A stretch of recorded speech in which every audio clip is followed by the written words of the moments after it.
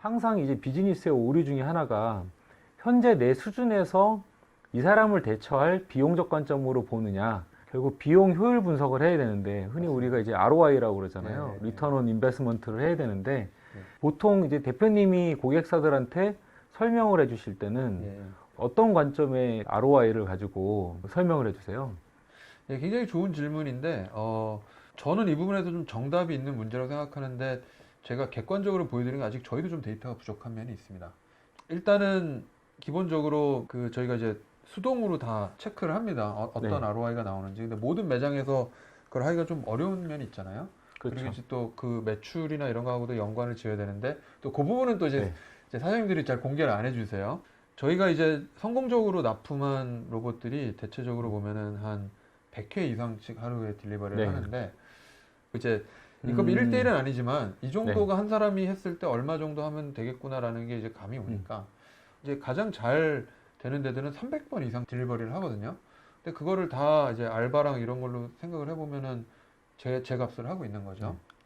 그리고 이제 공개는 안 해주시면 매출이 오릅니다. 실제로 이것 때문에 매출이 오르는데 생각보다 서비스가 사람도 안 부르고도 매끄럽게 네. 되는 부분이 이제 전반적으로 세이빙보다도 그 가치가 늘어나는 그런 부분들이 이제 많이 있습니다. 지금 저희가 갖고 있는 데이터로는 대부분 매출 자체가 10에서 30% 이상씩 늘었어요. 사실 저는 제일 중요하게 생각하는 지표가 미국에서 이제 팁이라는 지표인데 절대적인 팁이 전부 다 늘었습니다. 아, 네, 저희 식당도 그게 늘었고 저희가 납품한 모든 식당도 뭐 데이터를 공개하든 공개하지 않든 팁이 늘어서 다들 종업원들이 좋아했습니다. 그 이유가 어떤 거라고 보세요? 그러니까 이제 종업원들이 바쁜 시간에 손님한테 집중을 하는 게 네. 이게 뭐 한 10테이블이 있으면 어느 한 테이블만 좀 놓쳐도 막 리뷰도 안 좋게 올라오고 그러잖아요. 음식이 막 꼬여서 안 나간다든가 주문을 받아야 되는데 안 받는다든가 그러면 이제 분위기가 확 깨지는데 그런 확률이 이제 확 줄어드는 거죠. 우리 식당도 종업원들 보고 로봇이 있을 때는 너네 바쁘게 움직이지 말고 그냥 서 있어도 괜찮다. 너가 그래도 안 잘린다. 손님들 지켜보고 필요한 거 있으면 바로바로 해줘라. 어떤 것들이 이제 다른 식당도 이제 다 비슷하게 성공의 어떤 요소였던 것 같습니다. 유튜브 인터뷰를 했던 분 중에 이제 사관학교처럼 처음 들어온 직원들을 가리킨다고 이제 표현을 하시는 분도 계세요. 예. 요식업을 종사 안 했던 사람들을 예. 요식업을 종사할 수 있는 이제 태도와 이제 자세가 되도록 가르치는 부분인데 지금 말씀 주신 거를 보면 서비스를 하고 있던 직원들이 결국에는 매니저가 되는 것 같아요. 그러니까 본인은 이제 매니저의 시각을 가져야 되는데 네. 그럼 과연 그 로봇한테는 어떻게 그걸 학습을 시키세요? 예. 동선도 다를 거고 똑같은 프랜차이즈라 하더라도 다를 것 같은데. 예, 저희가 그 로봇 안에 옵션이 많이 있습니다. 옵션을 가지고 최대한 식당이나 기존의 동선에 잘 맞는 네. 걸로 저희가 이제 좀 커스터마이즈를 해드리고요. 그럼 일단 이게 개별에 있는 매장들을 보신다는 얘기네요. 지금까지는 저희가 아직 대량으로 납품을 하지는 않았으니까 제가 일일이 다 가서 음식도 먹어보고 매니저들이나 뭐 점장님들하고 이제 회의를 하죠. 회의를 하면서 그런 것들을 좀 맞춰갔고요. 저 굉장히 좋은 포인트인데 이제 제 경험인데 외식업의 직원들 경우는 많은 경우 자기가 이렇게 보스가 된 적이 없는 분들이 그쵸. 많아요. 항상 이렇게 치이고 또 이렇게 또 같은 음. 종업원들끼리도 바쁘게 맨날 좀 이렇게 좀 티격태격하는 부분들이 있는데 그렇죠. 로봇에 대해서 애착을 갖는 이유가 로봇은 내 말을 들어. 그리고 내 힘든 거를 해줘. 그러니까 자기가 좀 보스가 된 느낌이 나니까 심지어는 우리 매니저는 맨날 네. 종업원한테 치이는 그쵸. 역할이었는데 우리 로봇이 너무 좋아서 나한테 말을 듣는 로봇이 처음이었다고 하면서 자기 죽을 때 같이 묻어달래요. 그러니까 저는 거기서 이제 직업의 가치가 바뀐다고 딱 관찰을 한 겁니다. 이게 맞습니다. 내가 보스가 되는 거. 네. 우리 사장님이 나를 위해서 내 똘마니를 갖다 줬네? 이렇게 되는 거예요. 이게 얼마나 선수한 일이 되겠습니까? 그리고 손님이 아마 표정이 보이기 시작할 거예요. 네. 그냥 이렇게 계속 그 서빙만 하던 거에서 자기가 손님의 표정들을 보고 만족도를 체크할 수 있는 여유가 생길 거라고 생각합니다. F&B 영역을 저희가 외식하고 매식이라고 나눠요. 그 매식은 매일매일 내가 먹는 식사고 만족도는 올라가지만 비용은 정해져 있는 대표적으로는 서비스 아파트가 등장하면서 조식도 주고 그리고 뭐 양로원 같은 보육성 기능이 들어간 데들은 조식뿐만 아니라 삼시세끼를 주는 데도 생겼거든요. 그러다 보니까 거기는 캡이 정해져 있어요. 그러니까 맞습니다. 네. 맥스가 결국 입주자들의 숫자만큼 정해져 있으니까 네. 여기는 매출을 늘리는 행위를 할 수가 없고 예. 단가도 거의 정해져 있어서 네. 정말로 거기 그렇죠. 영역은 이제 비용의 영역 또는 만족도의 영역인데 네. 아까 잠깐 양로원 쪽에 서비스를 하고 있는 데가 있다고 예, 하셨잖아요. 예. 국내 시장에서는 그런 쪽을 보신 적이 있으세요? 아직 사실 한국 시장은 제가 뭐 100% 잘 파악하고 있는 상황은 아닙니다. 외식 쪽은 좀 제가 파악을 했지만 매식 시장 부분은 이제 조사가 필요한데 미국의 사례를 들어보면은 이런 겁니다. 이런 양로원에서 서빙하는 거는 음. 사실 재미는 없어요. 그렇죠. 오히려 그러면은- 안정적이어야 그렇죠. 되고 뭐, 다른 예. 가치의 측면이 있죠. 그렇다고 그쪽에서 더 월급을 많이 줄 수 있나요? 그렇지 않습니다. 음. 지금 식당에서 하루 두 끼도 힘든데 하루 세 끼를 하려면 굉장히 힘듭니다.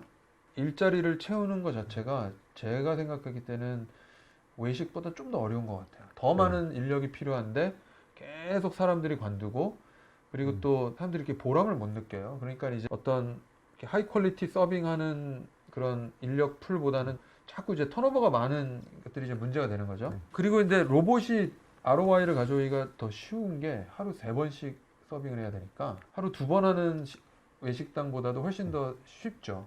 그리고 밤 늦게나 아침 일찍에 일찍 출근하는 사람이 한두 명이라도 줄어들면은 음. 또 조업원들도 좋아합니다. 그래서 이런 것들이 맞물려서 미국에서도 굉장히 좀 곽강을 받고 있고 오히려 종업원들의 저항감 이거는 훨씬 적어요. 그러니까 예를 들어 식당 같은 경우는 로봇이 들어왔는데 내가 잘리지 않나 이제 경쟁으로 좀 느끼는 분들이 있는데 오히려 여기는 그러니까 로봇이 와서 좀이라도 도와주면 훨씬 좋은 겁니다. 그렇죠. 그렇게 느끼셔서 오히려 그쪽 시장에서는 이제 훨씬 더 도입이 더 빠른 것 같습니다. 일반인들이 볼 때는요, 저희 생활 속에서는 로봇이 잘 안 보이거든요. 네. 하지만 우리나라는 산업재해에 투입되는 로봇으로는 거의 그 세계적으로 예, 예. 세 손가락 안에 들 정도로 예, 로봇 도입률이 높은 나라인데, 예, 예. 어찌 보면 용감하게 이제 소비재 쪽에 있는 소비재 노출되는 F&B 산업의 로봇을 예. 이제 들고 나오셨잖아요. 그렇게 봤을 때 결국에는 저는 기폭제 또는 터닝 포인트가 되는 일종의 임계점이 있을 것 같아요. 예, 예. 예를 들면 많은 프랜차이즈들이 임금이 더 올라간다든가 예, 아니면 그런 업종에 지원하는 사람들이 아예 없어진다든가 예.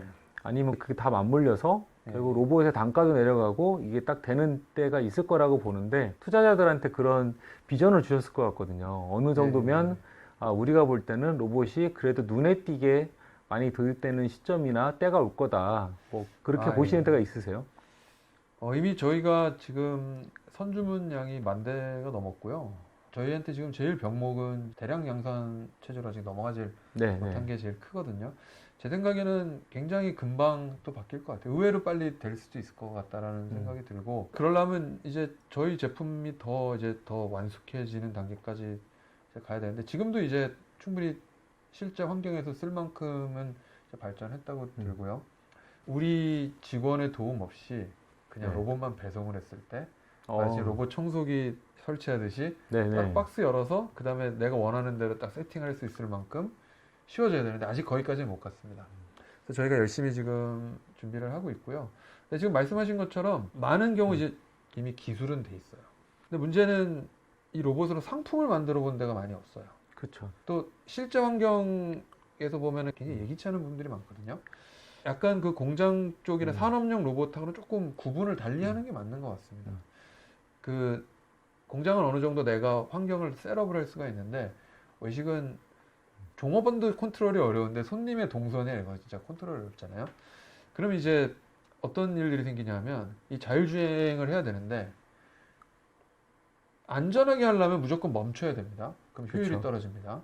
근데 효율을 높이려고 막 비집고 들어가다 보면 안전해지지 않습니다. 네. 저희가 굉장히 신경 썼던 것들이 이제 안전한데 효율이 높을 수 있는 로봇을 만드는 게 이제 굉장히 저희가 신경을 썼던 거고 그런 면에서는 이제 어느 정도 임계점을 넘기 시작한 것 같습니다. 그런 것들을 이제 인정을 받았기 때문에 큰 업체들에서 테스트를 해보고 이 로봇은 ROI가 나온다.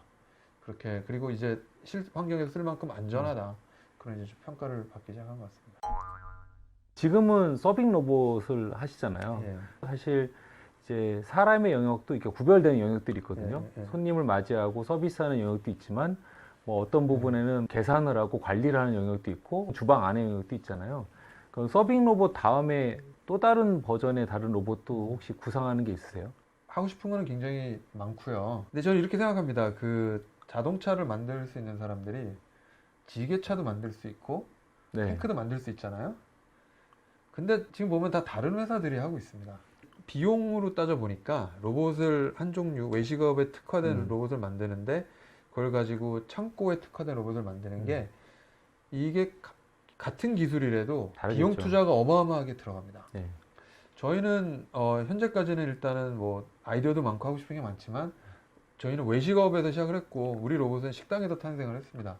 그래서 이제 외식 산업 조금 넓게는 이제 호스피탈리티 인더스트리에 이제 집중을 할 거고요. 네. 근데 제가 생각하는 건 그렇습니다. 우리 회사가 이게 로봇 회사냐 아직 잘 모르겠습니다. 이름은 로보틱스긴 하지만 네. 저는 외식업에 더 뜻이 있고 제가 생각하는 건 그래요. 정말 외식업의 본질이 저는 70%는 부동산이라고 생각합니다. 네. 그 부동산이 딱 정해지면 그 로케이션에 맞는 어떤 아이템들로 이제 외식이 들어가면 한 맛이 20%고 이제 서비스가 나머지 10%입니다. 부동산이야 처음에 잘 선택을 해야 되는 거고 그 다음에는 이제 맛과 서비스에 집중을 해야지 되는데 정작 거기서 이제 종사하시는 분들은 처음에 큰 뜻을 품었던 것보다는 매일매일의 이 오퍼레이션에 허덕여서 맛과 서비스에 신경 쓸 시간이 거의 없습니다.